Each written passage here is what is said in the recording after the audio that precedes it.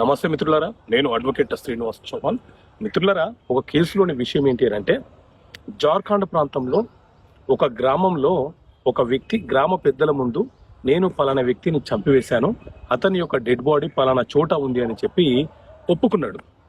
తర్వాత పోలీసులు ఇన్వెస్టిగేషన్ చేసి ఆ డెడ్ బాడీ అతను చెప్పినటువంటి ఆనవాళ్ళ ప్రకారంగా ఆ డెడ్ బాడీని కనుక్కొని తర్వాత కేసుని ట్రయల్ నడిపించిన తర్వాత అతను గ్రామ పెద్దల ముందు ఒప్పుకున్నాడు కదా, దాన్ని బేస్ చేసుకుని న్యాయస్థానము అతనికి తీర్పునిచ్చింది.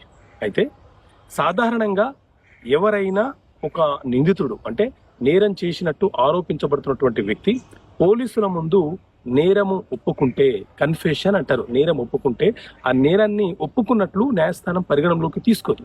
అలాగే గ్రామ పెద్దల ముందు ఒప్పుకున్నటువంటి నేర అంగీకారాన్ని కూడా న్యాయస్థానము స్ట్రాంగ్ ఎవిడెన్స్ గా తీసుకోదు, because of it is an week evidence.